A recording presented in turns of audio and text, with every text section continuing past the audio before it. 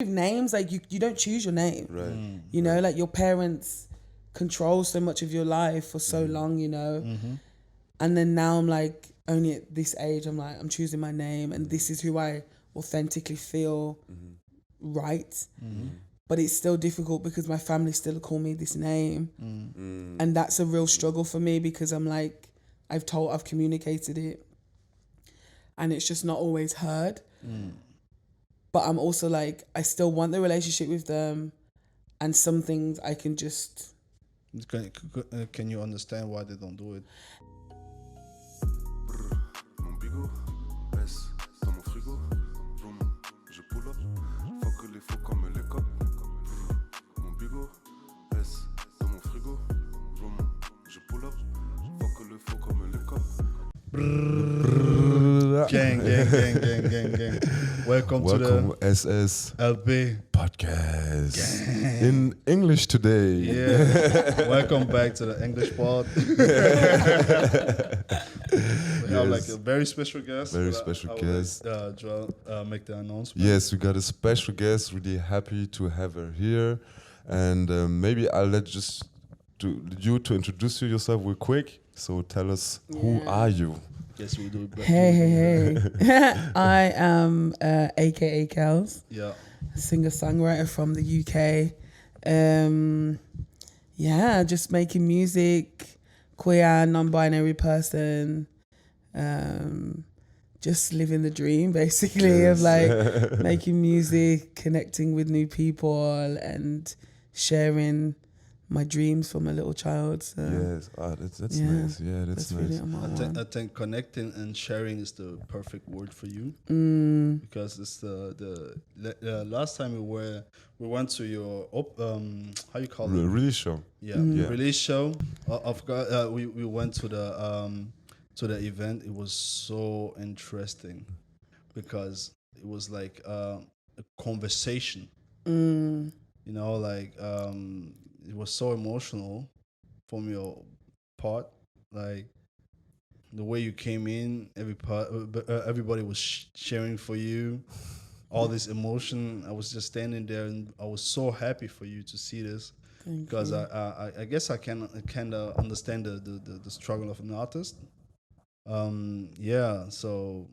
now that the EP is out, how do you feel? Oh my God, like I've been working on this project for like over a year, like just about a year. Yeah. And it's just kind of mind-blowing actually, because I've been working on it for so long, and also to get funded for the project, which was really also exciting, like because at that point I'd only been doing music for a year, and then to get funded in like the first year by two institutions was like, oh shit, okay, like there's something really cool about this, about me, that like a funding that doesn't even know me is like, we want to give you money to create your dream, you know. Did they listen to your music before? It's pretty dope. So with the application, you have to send your music, and then obviously like a breakdown of what you want to do and all this kind of stuff. So like I got funded by Initiative Music, which is like a big German funding, and then also Music Board Berlin, which is really and just this whole project was like, I knew that I wanted to release an EP because I'd already been releasing a bunch of singles, and I was like, okay, now it's time to release a full project now. Also, singles are so easy, and a project is not like... It's not to fuck with. It's so difficult, because you really have to think about the concept and the songs, what you want to put out there, all these different things, and then like also the creative side of it, the marketing, all these different factors that typically go into one song, and now you've got to do it for like 5-6 songs, you know. But now, like, since the whole creation of like starting in my bedroom and being like, okay, I want to do it this way, and then talking to my manager and just all these different processes is really like exciting. A lot of hard work, a lot of tears, a lot of sadness, a lot of self-doubt was a huge part in this. But now that it's out and seeing how it's been so well received, is like, okay, it was all worth it in the end, you know, like, because I'm still such a small artist, but I am aware of the impact that I have with my music and just my being, you know, like, so that's also nice to see that it's been so well received and it's continuing to do so. So I'm really excited. That's powerful. And happy. Because I have a question about the title of your EP. It's a drama series. So, and I noticed also like the titles of your EP, it feels like it is a process that you were going through yourself. Yeah. And listening to your lyrics, I get the feeling that you are very self-reflecting, and that of course you're talking to us, but actually you're also talking to yourself while processing everything that's going inwards. So maybe you can tell us about it a bit, like how does that come together? So all about my music, it's from my experience, and what I've been through and stuff, and that's the only way I know how to write music at the moment, is to write from my own experiences, because there's so many things that I've been through that I've not been able to verbalize, you know, and like music is the one way, like when things are going on, I can be like, okay, I can sing it and it makes it a little easier to digest or to work through. So then with the drama series, I was like, I remember the moment I was in my bedroom and I was like, because my manager was like, I need to create a concept for the EP. And then I was like writing things down and I was like, the drama series. And the whole idea was for every song to be an episode of what I'm going through. And that's always been a big part for me, is to go through the process. Like I'm not rushing to get like fame, or I want to go through the processes and I want to learn about all the different aspects of being an artist and what that means, and all the things that you don't see on social media, you know?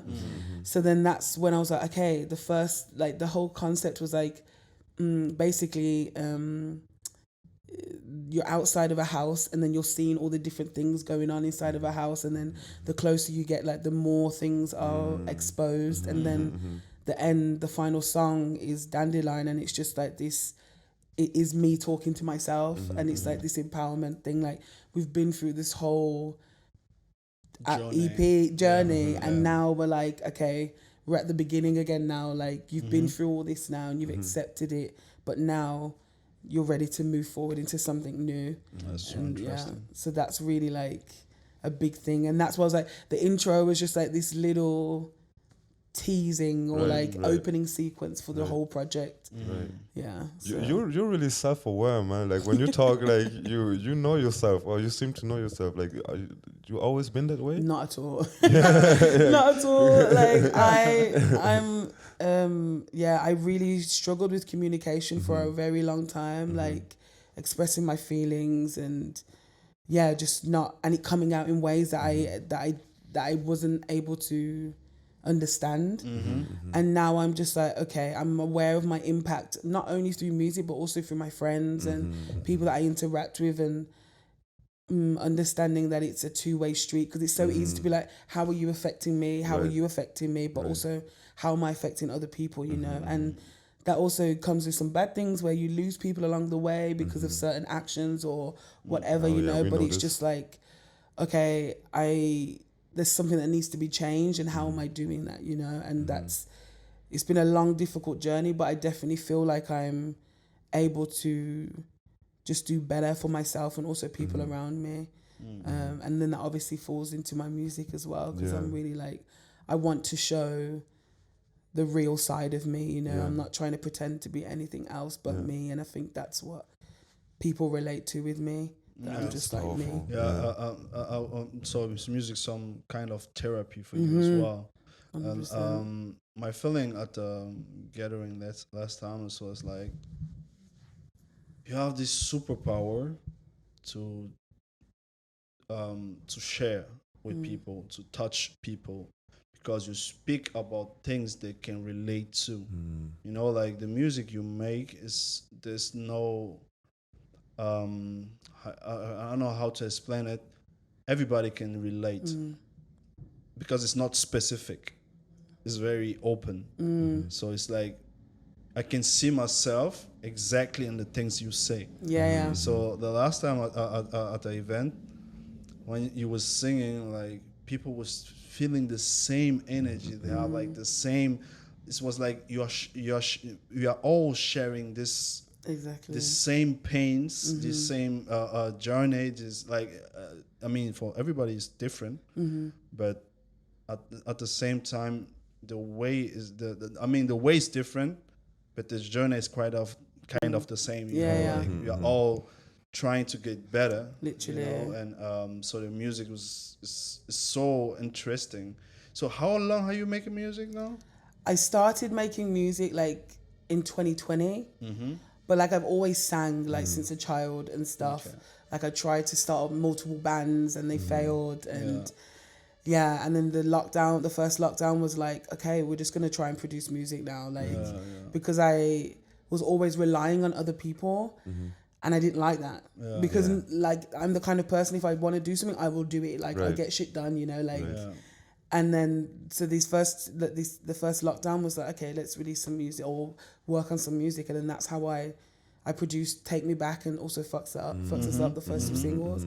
And then I met Rafa, and then everything is just like the legendary Rafa. Listen, let me tell you, He produces everything. Like he's such a talented guy, man. Like he's really, I can tell because the sound, the way everything is put together is so well done. Yeah, and your voice is the main instrument there. Because that's why I'm asking how long you have been singing, because you have this, like, it's almost like, I don't know how I can explain it. The tone, everything is so perfect, everything is so calm, everything is like It just flows, man. Yeah, it's like, in harmonies. You know? Like if you guys really didn't nice. listen to I was listening to it this morning, waking up. I was like, yeah, man. It's really nice, you know. It's very, very nice. It's really, really good for the ear to hear, you know. Thank you. So wow, you know, like growing up, which was your inspiration? Yeah, so like I had like a lot, like my family is Jamaican, I'm Jamaican. Yeah. And so obviously like a lot of reggae, lovers rock, like that rock steady, very chill. And like Sunday mornings is like as soon as that music's on, you know what I mean? It's like as soon as the music comes on, get up and start cleaning, you know. But it's just like the songs that we would sing. Like my dad also sings, and my mom and my sister also. So I always sang. But growing up, like I was told a lot that I couldn't sing, that I didn't have this right voice, you know. Like I wasn't a good singer. So that was like really in my head, like my whole life, you know. Yeah. And even when I did like, because then I tried to do like Pop Idol and X Factor and all those kind of things, and they said no, you know. But I also didn't understand the reason why. I was like, okay, I just couldn't sing, but not understanding the structural issues of why, you know, like being a dark-skinned black person, like, or socialized as a woman for so long, like, how that also impacts visibility. Yeah. So then, growing up, then I was like, okay, I'll start doing karaoke, and then karaoke was just my thing. I was like, I know I can sing these songs, and and then trying to find bands and all this kind of stuff. And then the pandemic was like this time I started everything, and that's when I finally accepted my voice for what it is, because I always tried to imitate other people and be like, okay, if maybe that was the issue. Yeah, exactly. So it's like this thing of, I know who's successful. There's the Beyoncés, there's the Rihannas, there's all these people. And then obviously like smaller down, but I was like, if I be like them, then maybe I'll get some visibility or fame or whatever. Right. But then I was just like, no, this is my voice. And it also leads down to a lot of things like my body and like what I look like. And there's not many people that look like me, especially here in Berlin, like doing music that there probably are, but I don't know many of them, you know? So then it's just like, okay, this is what I'm offering now, and this is what I have.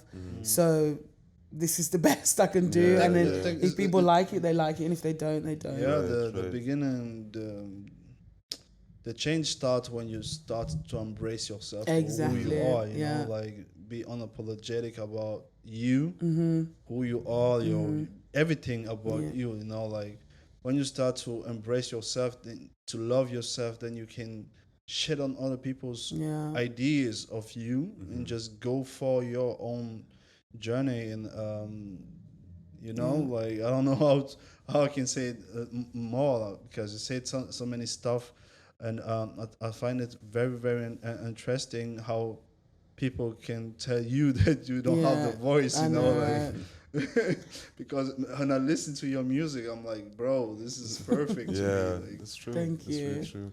And also, I'm interested in because you're from the UK, right? So, why would somebody from the UK come to Germany, you know?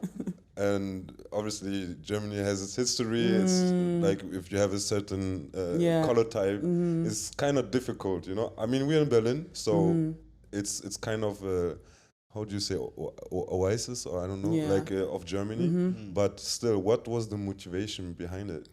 It was really like, so I came here in 2015 for like a 2-day holiday. So I'd never been on holiday on my own. And I remember when I came, I was like, I love this city, I'm going to move. Like, but even in that moment, I only stayed like around Warschaustrasse and like in that little bubble, you know, and then Mitte. So I didn't even see real Berlin, you know, but I just knew that this is where I wanted to be. And then I came back again in the summer, and then I made some friends, and then I came back a couple times more.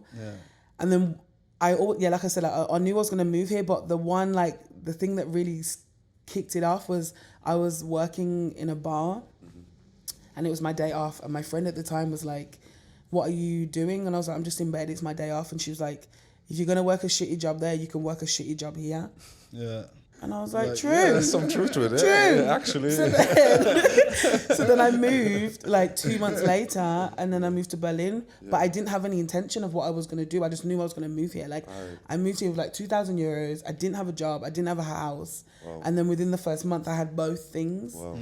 That's special. Yeah, exactly, you know. And then I was just like, boy, like, and then all these things just started happening. I started meeting people, and then music started popping up again. And then I was like, okay, maybe I can try it here, but also still not really thinking it was going to be anything. Right.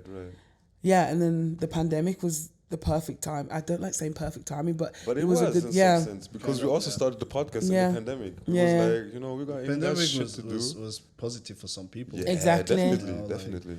Because they're trying to picture this, to make this picture like pandemic was so bad. Like, actually, the pandemic was great for me. Yeah, I just feel really conflicted about it. Sorry for the loss of other people, exactly. because I feel with them. You know, like it's not easy. Me, I'm like, I have problems myself, but the pandemic was great for me. Like, I had time with my family. I started doing this podcast. Cut some people off. A lot of them. Boy, you gotta tell me. Man. You have to cut people off. Sometimes. If you want to grow. If you don't want and to that's the difficult thing, you know. It's the very difficult thing. Because it's still love, right? It's not like I hate you. It's just like, you're not good for me. Maybe I'm not good for you. So exactly. let's do it from a distance, maybe. You know? So. But like also like the thing is, I never did music in the UK. Like I said, I tried to do X Factor and Pop Idol and stuff, but I never really did music. Oh wait, I had a band when I was at uni, but again, we didn't do anything apart from rehearsing. So I never have that. I don't have that connection to the UK. Like, oh, I want to be a musician, because everything I experienced was here. And now I'm at the point where I'm like, okay, now I can go to the UK because I have like sometimes you have to leave. Exactly. To be you yourself, you have to leave sometimes. Just like Tracy Chapman said. Take a car. Fast car. Just go. Fast car. I love fast car. Because sometimes you just have to leave. You know? I hear that. Go somewhere else. Find joy. You're not supposed to be behind this. Like, you're not supposed to let people cheer you down. You know? For sure. Even Brad Pitt, he just took his car, went to LA. And it's Brad Pitt now. He was living his shitty life, you know? He was living his shitty life, like, okay, enough of this, let me bounce. So he went to LA, and now it's Brad Pitt. I'm also like really aware of like, I'm very aware of the privileges that I have to be able to move so freely, you know, because I have so many friends that are from the global south, you know, that don't have that ability. So I'm like, okay, I got to move to Germany. I get to live in Germany now, like for as long as I want to, and all these types of things. So I'm just like, I'm very grateful for that, and also like the people that I've connected with, even along the way that, you know, we're no longer together or friends or whatever. But I'm just like, I have to be grateful for, like, Yeah. even more so of what's happening. Like, I have this thing on my phone, a screensaver, and it says, remember when you wanted what you currently have? And it's on my screen every time I open it, and I'm like, yo, because I remember like 2 years ago, and I was like, oh, I want to get like 1,500 followers, and I want people to listen to my music, and now I'm like, yo, like 12,000 people have listened to my EP, like I can't even imagine, you know what I mean? And it's just like, okay, this is what I wanted, you know. Now I'm here, and now it's like that, and that's why it's a big thing for me. That's why I'm saying you have like superpower, because I know a lot of people in music, right? I've been like around music a long time now, and I never see somebody starting 2020 having a venue packed like you had. Like, we were shocked. I was like, what is going? No, because even when they told us like that we'd sold out the venue, like so the ticket, like the capacity was like 120 or something. And then they were like, like it's sold, it's full, and I was like, it was crazy. Oh my God! And then because the thing is, like, because I stayed downstairs, like in backstage, like until my set, because I was like, I don't want to get zoned out, and I knew I was gonna get emotional, and I was like, if I stay down here, it'll be fine. And then just hearing everyone, I'm just like, what is going on right now? Like, it was really. But so good to see that people are fucking with you, you know, and they are coming, because we were going inside, and I had to stand by the door at the entry because it was full. I couldn't go anywhere, you know. So and how do you feel like in terms of visibility? Because obviously now you have your crowd in Berlin, but how do you feel it in terms of on a bigger scale, like in Germany? Like how you're living? That's something that I'm working on now. Because obviously my music is not German speaking music, right? So it already, I feel, puts me a little bit outside of the potential I could get in Germany. I definitely feel like I'll get the shows, I'll get all the things, but I don't feel like it's going to be as big as. To be honest, I don't know where I'm planning to go, but I'm just now working on doing more shows, getting more connections with people in different cities, and then just building on it from there, like, because that is really my goal for the next year, like especially like for festival season, to be like traveling for festivals, different cities, countries, and all these types of things. And I think it's going to be a steady growth, and that's exactly what I want. But I'm also open to if something comes very quickly, you know, because I'm not trying to block my blessings or anything, you know. But I'm just like, okay, I know that's why I'm here, because I've been like step by step by step. You're definitely doing something right, I can tell, because it's very fast. From my comprehension and my experience, is very fast, because usually in Berlin you don't get that big so fast, you know, like having this venue fall like that, was special. Thank you. And it was genuine. That's, I think, is the most important part about it, you know. Like, people were here for you. It's not like some people that were just randomly there. Let me check it out. No, they were there for you, you know. That's really powerful and beautiful. Because also like having Mandla there as well, like, she really. I was so happy that she wanted to support me, and I asked her, and she wanted to support me, and I was just like, oh my God, like, Mandla's on my support, you know, like, because I had been following her for a while, and then we connected, and I was just like, oh my God, she's opening up for me, because she's an absolute star, you know, like, I love her music, I love everything that she is, and what she chooses to share, and all these types of things, and obviously also having Raw DJ there as well, like, support, and like all these people like want to support me in this goal and this dream that I've been wanting, that I've had since I was 7 years old, you know, like, it's crazy. I just living the dream, like you said. Man, I'm really living the dream. Like, I can't, and that's why I'm also so grateful to every single person that has helped me along the way, has supported me, because I wouldn't be here without that, you know. Like, of course, like me and the determination, but the musicians, the people that have listened to me talk about the same thing over and over again, you know, like, those are the people that have really like held me, you know, and just really got me to where I am now. And I'm just like, so grateful to all of them. So gotta be. And I also want to ask you, because like I mentioned, you're really self-aware, and you said it wasn't always like that. So of course mental health plays a huge part in it, right? So Maybe you can explain what was your process, where were you before, and what are you doing right now in these times to keep you sane? You know, because it's a really huge topic. Yeah, like I always struggled with anxiety and also like depressive episodes, and I talk very openly about this because I just learned a lot about myself around the reasons why I did certain things or had certain behaviors, because I just didn't have the capacity or the understanding of what I was feeling. And then like starting therapy was like a big thing, powerful, like really, starting therapy was really essential to this.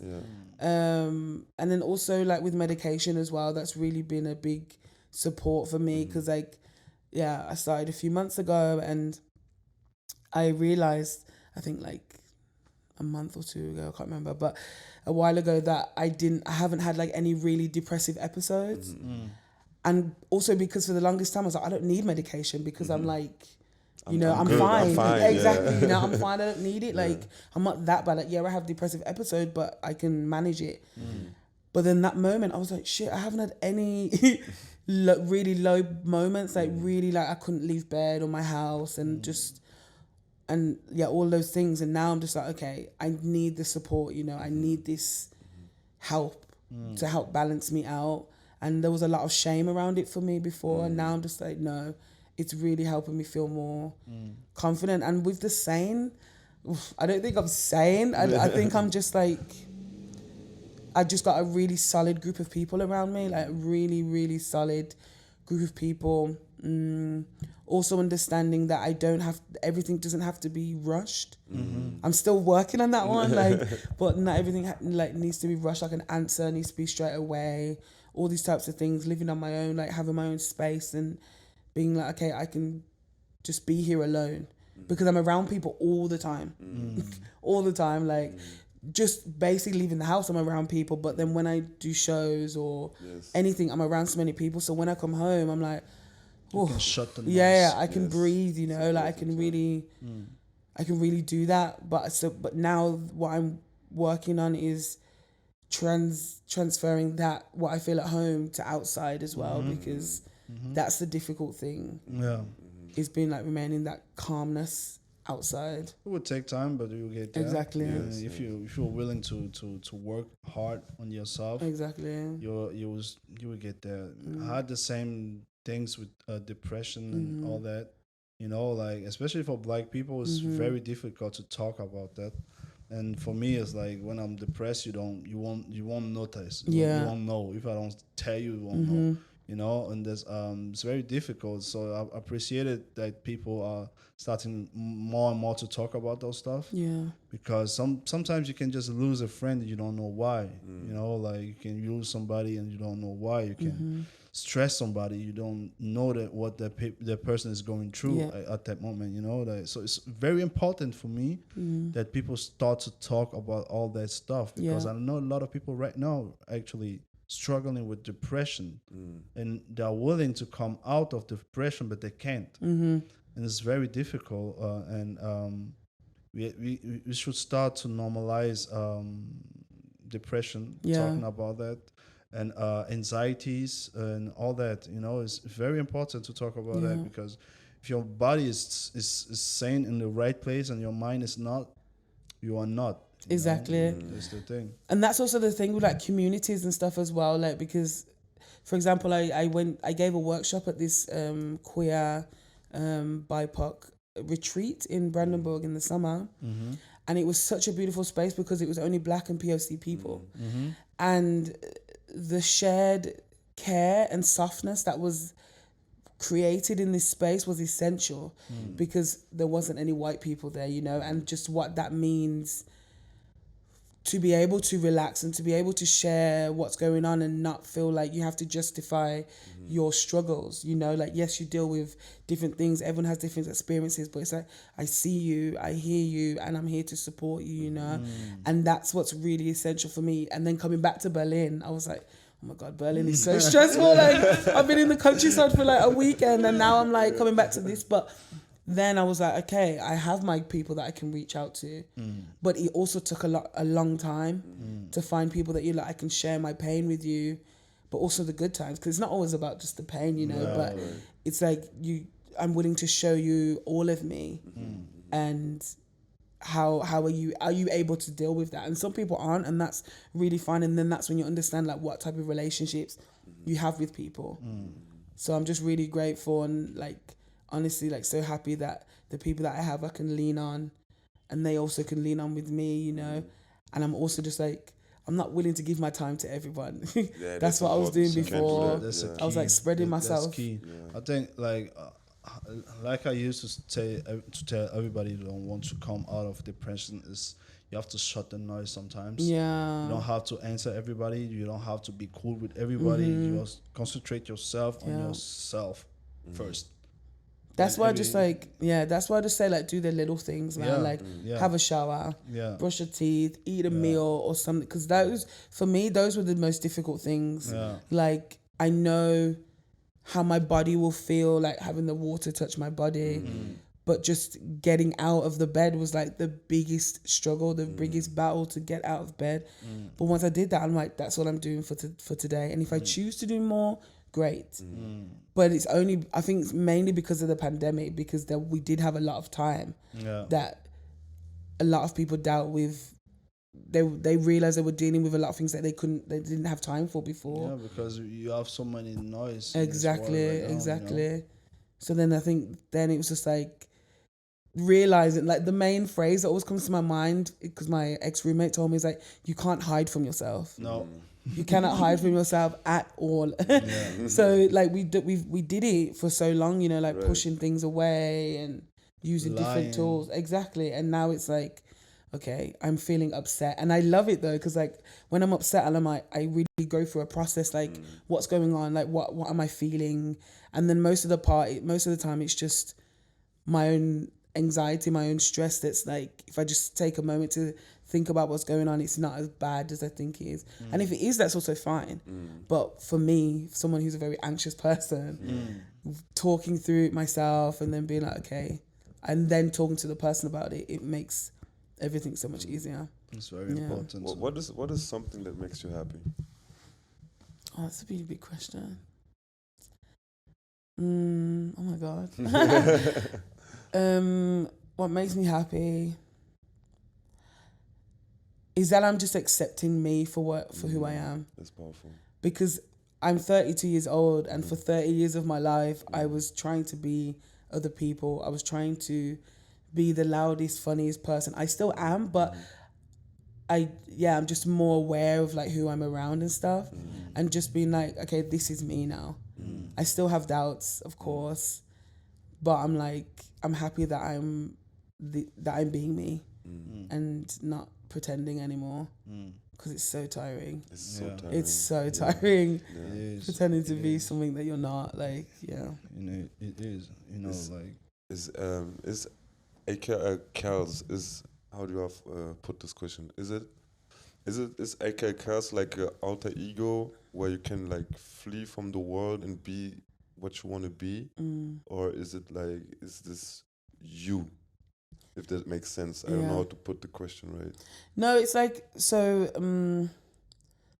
I have a name that I was given at birth that I don't use anymore. So Kelly is my name.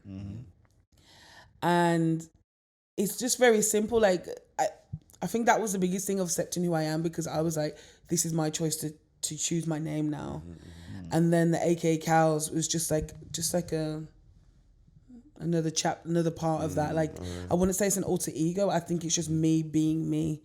And just choosing to do what I want to do. Because I think also with names, like you don't choose your name. Right. Like your parents control so much of your life for so long, And then now I'm like, only at this age, I'm like, I'm choosing my name, and this is who I authentically feel right. But it's still difficult because my family still call me this name. And that's a real struggle for me, because I'm like, I've communicated it, and it's just not always heard. But I'm also like, I still want the relationship with them, and some things I can just Can you understand why they don't do it? Yeah, for sure. Like all my family, like my grandparents came over like in the Windrush, like in the 60s and stuff, and then obviously they came over later, and just this whole generational So of they're the first Jamaicans. exactly, you know, and then having children, and because when I was born, like, so I've got like 7 siblings, and I was the youngest of one, but for my dad, I was his firstborn in the UK. Oh, So okay. back in the day, that was like a big deal to have a child in the UK. I guess also for you guys as well. Of like, course, you know, yes, it is. like, so having a child still in is. exactly like having a child born in foreign. That's what Yeah. they call it. You know, like where you can, because you can stay then. Yeah. So he still calls me like his firstborn, but I'm not. But I get it because it was the solidifying fact that he could stay in the UK. You know. Yeah. And then obviously he gave me this name, and I get the attachment, but I also You don't told have the same no, attachment. not at all, Okay. because it's just like that's a completely different person Did it feel like a burden to you? when they call me that name. You're right. Yeah, like I don't like it, but I'm just like, for me, the relationship is more important than that because I know who I am now. Right, right. I really do know who I am. I know what I like. I know what I don't like. I know who I want to be around. All these different types of things. So those are the only people that I allow to say that. I don't acknowledge it so much. I just continue the conversation or whatever. But I just I let them say it because that's who they think I am, and I'm like, I know who I am. So Yeah, But I mean, freedom goes both way. You know, like you want to get to be called that name, and they have this attachment from the other name that they have, so it's difficult to change their mentality about that. You know, It's- you rather keep the relationship Yeah. straight than go and have all this it's really this beef with them. You know, it's so complex. Like it really is complex because like there's times where I'm just like, just don't call me that, you know, like, and I get very angry about it. But then other times I'm just like, fuck it. yeah, because like for me, like you really can call me that, but it's not me. So it's like for me, it's like you're talking to someone else, and I'm just like, just do your thing. Like, but like I said, like it's only a few people that I allow to even know that name, and I'm like, this is me. This is and family is so complex, man. Like it's not family is complex. it's not black and white at all. it's So not. some things it's just like, okay. You Just choose your accept it. family, right? Yeah. Listen, but now that I really do, like for me, like my friends are my family. Right, right. Yeah, because especially because I live here. So my friends are really my family. Like they're like, When you're not in your country, your friends are supposed to be Exactly. your family. I mean, it's the same for me. I grew up in a big ass family. When I moved to Germany, I just have like my brother was 6 months. That's it. what? You know, like and my mother, my aunt, and my Yeah. brother, like was like nearly alone. You know, like it's a big difference. So your friends you become your family, and you hold on to this friendship so. They become so holy for you, you know. Like for me, it was like, bro, if you touch my friend, I'll fuck you up. No, I know. But the thing is also with that, like, I also used to be very much the same, but I think this whole process of like figuring out who I am and like actions, and it's very complex. And I'm just like, I do appreciate my friends very much, and they do mean a lot to me. But I'm also like, don't fuck with me. You know, of like, course. don't. I mean, in the family, it's the same. Yeah, it's You true. love them, but they can't fuck with you. Yeah, your family, but don't play. Yeah, You like know? listen, I've caught this family member, I'll cut you off as well, like there's no problem. But I'm just glad that now I'm not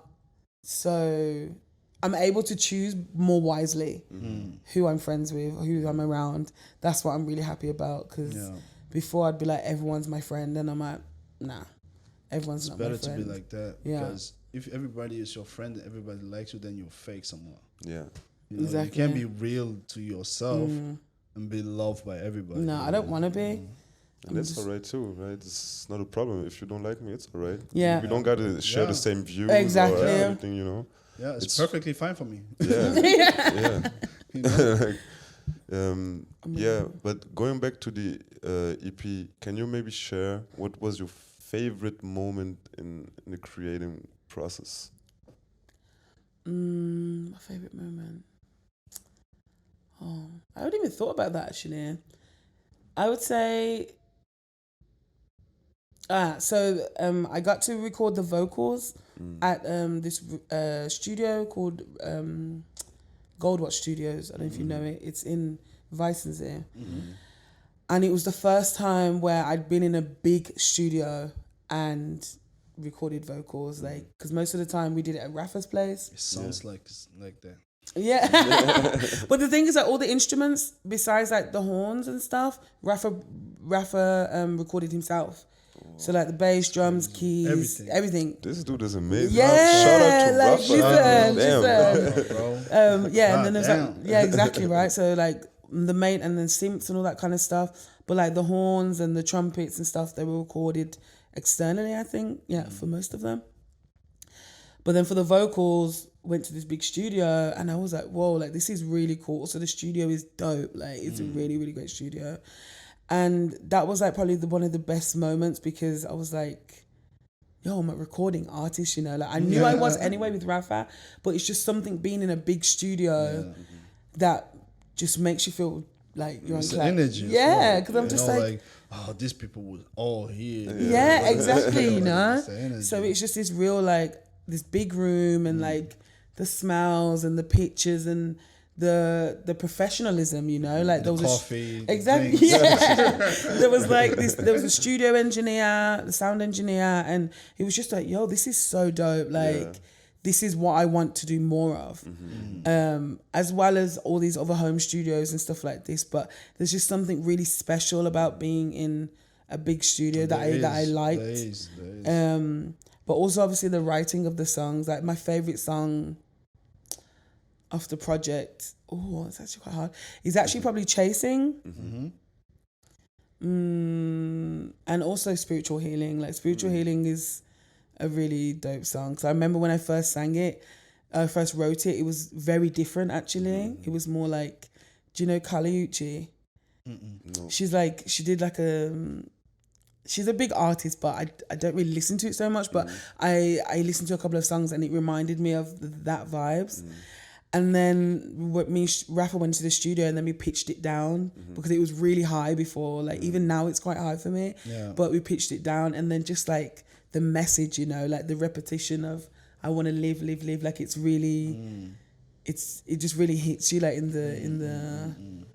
the feelings. Yeah. That's why I say it all the podcasts.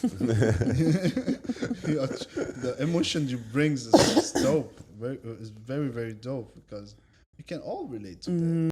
Like, to that feeling, we can all relate to that. We all had this moment where we didn't feel the space we were in. We didn't feel the job, the time in our life at that special moment was trash, you know. Like, we all know that feeling, you know.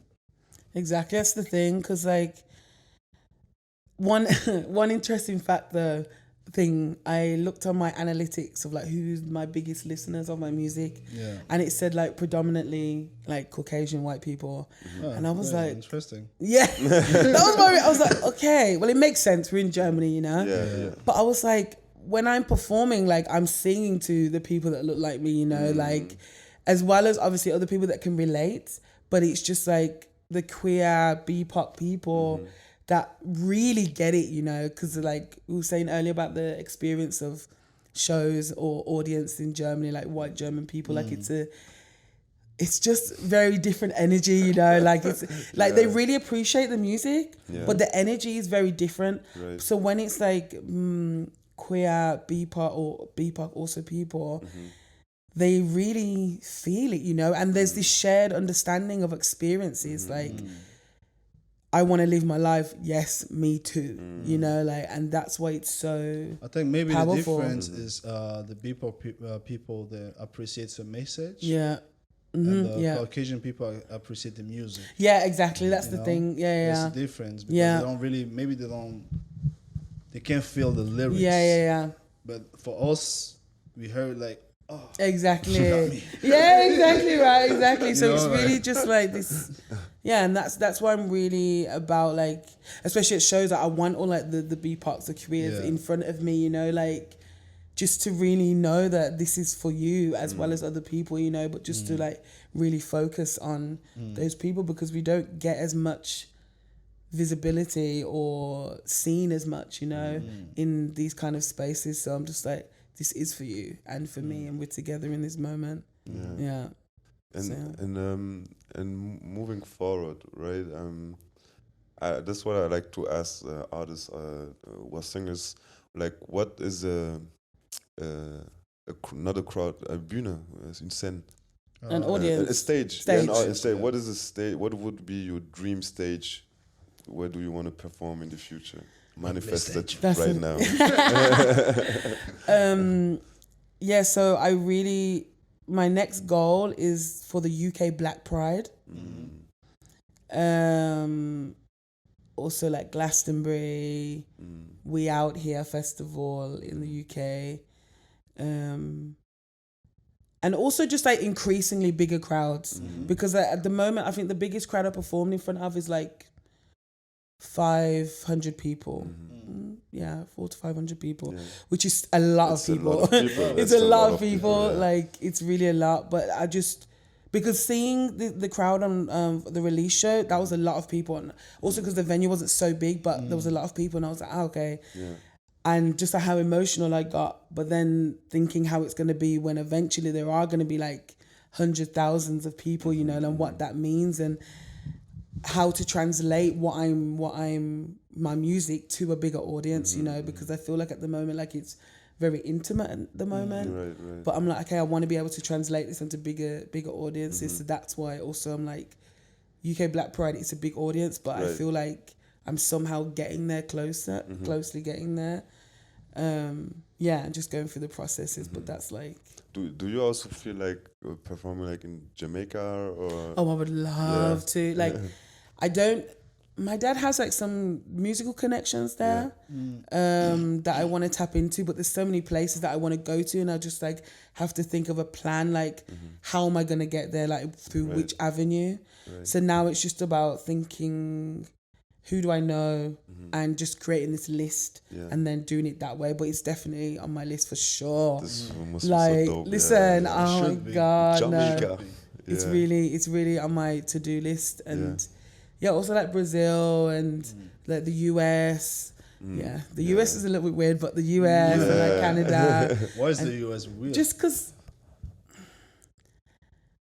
like the political situation there, but also just being black in the US, you know, like I'm not from the US, but like it's something that always comes into my mind, you know, like if I do travel there, like where can I go and where should I go, and how that would be, because at the end of the day, like I'm black, you know, like that's the first thing that's seen. And what if your the analytics still stays Caucasian?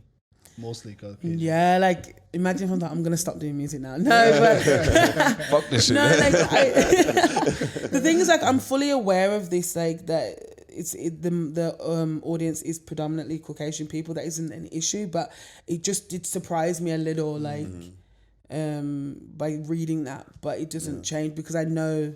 Yeah, I don't find it to be an issue as well. No, not an issue. Music is for everybody. You know, if you feel it, you feel it.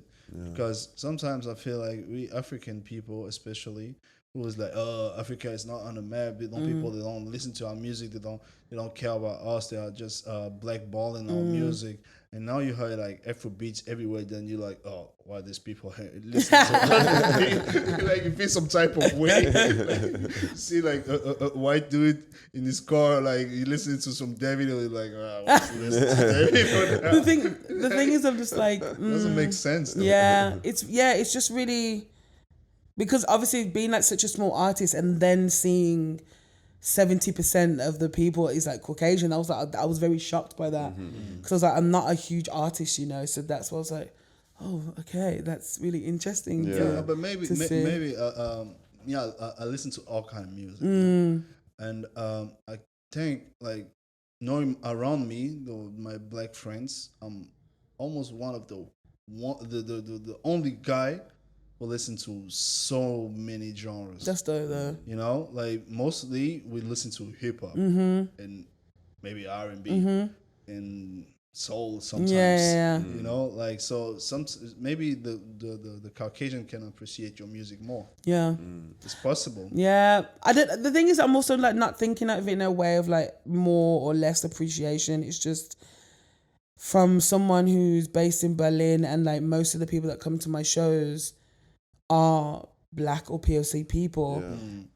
Just seeing how that doesn't necessarily translate to the numeric. to the numbers, and it's because in person it's different, you know, and obviously you can't control who listens to your music, but it was just like a surprise to see that, and I was like, okay, I'm surprised as well. Yeah, but also we're in Germany, so like I wouldn't expect anything else. But it's definitely something I'm like, because that's the thing also with being an artist, independent artist, you have to figure out all these trends, all these things, and how to get people to listen to it. It's too much. Bro. It's really a lot. So that's why it's like, okay, I have this information now. How do I then translate this into reaching those people? And that's the most difficult thing. I have a great podcast for you. Yeah? What's it called? It's called The Cheat Code. I love it. I listen to that podcast all the time. I knew you was going to say that. I love it. I love that podcast. I love the motherfuckers because they're just like me. Yeah. They're just like talking the real shit. They're just talking real shit. And I really... talk real shit. Yeah. They curse people out. Yeah. because that's why I got into my analytics, and it's only been like a month. But they were like, yo, first of all, like you need to have all your passwords, your logins, and get into your analytics. And then since I read that, I was like, yo... Let me go to my podcast last time at the gym. Yeah, exactly. It's so high energy, right? Like, and they really give you this motivation because it's just like, yo, this is money. This is how you can reach. This is how you can be successful. You know. Yeah, but people are different because I said the same thing to another guy last day, and he was just finding excuses. But I don't listen to podcasts. When I listen to podcasts, I sleep. I'm like, bro, do you want to be successful? Yeah. Or what? Because they are giving you like free gems, free. People pay money. Yeah. They are like, hey, bro, just do this, do that, blah, blah, blah. You know, like, bro, that's money. Yeah, it's also this thing of like where you start, you know, because I remember when I first started, I was like, shit, man, like all of these different things, like how like all these people listen to my music, but how do I get to them? How do I know this and then this? And now I'm like, I'm very excited about the work that I have to put into like these different ads that I'm going to do. Okay. Because you can make a plan. Exactly. And now I have the experience and now I have the knowledge because I know the product that I have, which is me, is good. Yeah. You know, and now I've just got to put it in front of the right people. Like, hey, I see you. You're going to like my music. And like that's a roadmap. Exactly. And that's a difficult thing, you know, because it's not straightforward at all. And that's when you've got to like start looking at all these resources and listening to podcasts. But the cheat code, shout out to the cheat code because that is. I don't know the cheat code. I need to. I wanted to send the cheat code to you as well, but you didn't. I can send it to you. No, it's a really, really dope podcast. Really, really dope. Very dope. And they also show you the reality of like. I forgot the woman's name, but she was talking about if someone wanted to work with you can't. Mulatto. No. Oh, no, the woman on the podcast. I don't know her name. But she was like, if someone's coming to work with me, she's like, you can't come and work with me unless you've got a minimum of like $50,000. Yeah. I like that's it. Like, oh, it's shit. Real. Okay. Like, that's real shit, you know. And it's also, so knowing these numbers, okay, that's an extreme case. Right. But still. It's about knowing your worth. Exactly. And it's like, okay, I don't have that amount of money, but like, what money do I have to put back into myself? Because I'm the asset. I'm what's going to make the money. My voice is what's going to make me successful, you know? So, and just figuring that out, which is a lot of work. But I think once you start like slowly, then you're on the way. Yeah. You're on the way for sure. To start and put action behind it, you know? Definitely. Yeah. It's not supposed to be easy too. No. Yeah. But what is success to you? To me, yes, success is living sustainably off my music. Getting recognition for what I'm doing and for me. Grammy. Be bold. Yeah, for sure, a Grammy. Yeah. Being on a platform where, you know what, success to me is, if I can compare it to another artist, is like Jasmine Sullivan. Because Jasmine Sullivan is iconic. Yeah. She never, I don't feel like, only because of the Hotels album, but before this, she wasn't an icon. She's amazing, you know, but even though she didn't release music so often, people still support her and love her, you know. That's who I would see myself. Yes. That's who I would want to be, where okay, I may not get the mainstream success, but I have a huge following. Yes. That's what I'm working towards, to get a solid fan base. You want power. Yeah, because it's like, it's so powerful to be so amazing and so talented, Yes. but not to receive the mainstream success and still have a solid fan base and still have people that are like, put respect on your name. You know, like that is for me who I would love to compare, to have some sort of success compared to. But yeah, also making money. Yeah, you know, like that's the real shit. You know, like I'm not, and real, I've never like being like a superstar like Beyonce. That's never been something I've ever wanted to do because it's just no. It's stressful as well. Yeah, it's a lot. I think you can't be Beyonce and be yourself at the same time. Because Beyonce is supposed to be Queen Bee and all this and blah, blah. I don't know, because there's just like, she's put in the work, boy. Like she's been working hard for so long. Like, and that's the thing, like we've also got to remember she's been doing music for like 20 years, 25 years, you know? Yeah. And then now I think people are expecting that sort of success. No, babes. Like, you have to put in the work, man. Like 20, or I don't know how long, but a long time. Very, very long. You know what I mean? And at least 20 years. Yeah. At least. Very but then you have artists like Dua Lipa, who's like this huge superstar artist, and she's a lot quicker, you know? But obviously the time that Beyonce's coming from is different to now. That's what I want to say. It's very different. It's very, very different. The marketing back in the days and all that is very different. Exactly. Now you can compare it. Yeah. But just like, superstardom is not something I'm looking for, but just to get a solid fan base, really, and just to be living off my music in a sustainable way, performing shows, collaborating with dope artists, musicians. Like now I'm connected with so many dope artists and musicians. I'm like, let's make music. That's really what I want to be doing. Like, that's I hope we can sit back together and talk about and laugh about it, because I know you are going to go places. Thank you. I can feel it. I can tell you are going to go places. Because that energy that you have, like I said, it's a superpower. Like not many people got that. Thank you. Like you came in the room was shut down. You know, like it's crazy. I felt like I was watching like a Champions League finals. You know, like so this is a superpower. You know, Thank you are sharing it with people. That's why I told you, like it felt like a conversation. Yeah. Thank you. Know? Yeah. Like some of the artists. I mean, I went to 50 Cent concert. I love 50 Cent. So it was dope concert. And but you know, it's not the same. I didn't feel like he's talking to me. Yeah. I didn't feel like he's acknowledging the fact that we came out for him. It was like, bro, I'm 50 Cent. Of course they came. Yeah. I mean, that's also the thing. Like, I think for like once you get to that point, like it's, you know, the people are there to see you, but it's not a bash on 50 Cent. Yeah. No, for sure. He did the work. Yeah. You know, like it's normal that, and it's not in music like that no more. So. And that's why I'm really like I'm really, like I keep saying, like going through the processes, man, like and going through the steps just to show, just to be transparent, you know, like what I'm going through. I know it's not always going to be like that, because I don't want to share everything in my life, but shouldn't.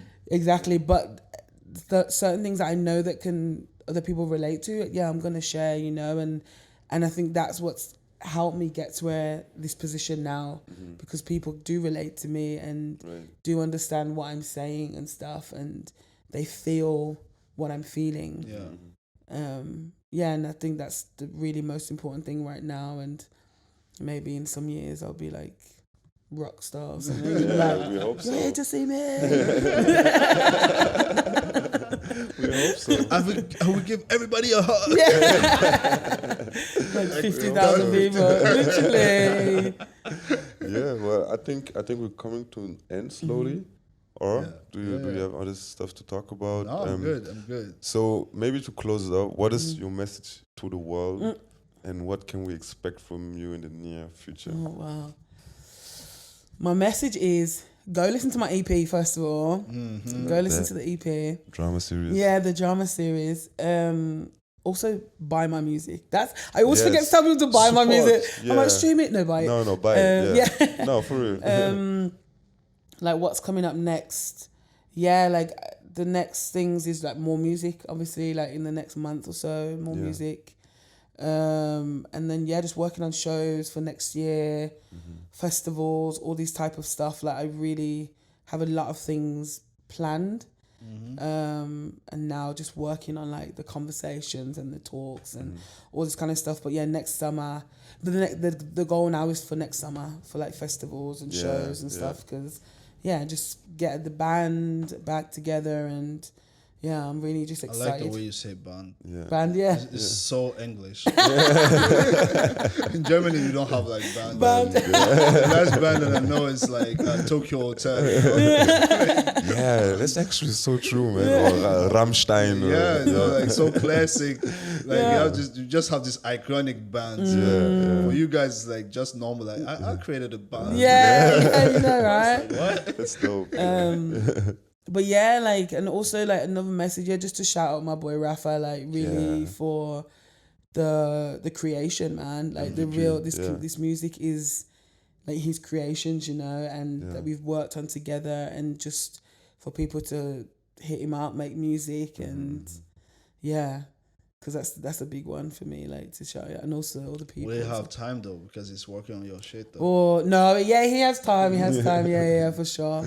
And that's it really. I'm just like excited to see what's gonna come. Like I'm excited as well. I will have my eyes on you. Oh, thank you. We're rooting for you, definitely. Thank you. No, I'm really excited. I think it's gonna be I think it's gonna be a busy year for me, so I'm excited. It's a blessing to be busy too. 100%. Yep, it is. Even though I'm like, I'm so tired. But I'm like, babes, this is what you've been asking for, so here you are. You have to put the work. 100%. Yeah. Hey man, listen, it was a pleasure to have you here. Thank you. English. Thank you. And also thank you for reaching out, you know, because that's another thing that we always talk about, that often we are too proud to reach out to people and say, hey, I like what you're doing. Let's connect. Let's do something. Yeah. So major props to you. Thank you. And really enjoyed it. And I hope you did too. And see you soon, hopefully. Yeah, and see you all soon. the best. Thank you. Yes, Thank sir. you. Yeah, so.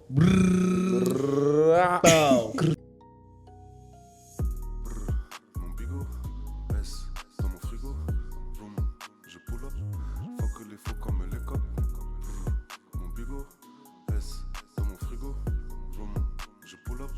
Fuck les faux comme les copes. Million, nigga, ich will nur die Million. Nigga, ich will nur die Million. Nigga, ich will nur die Million.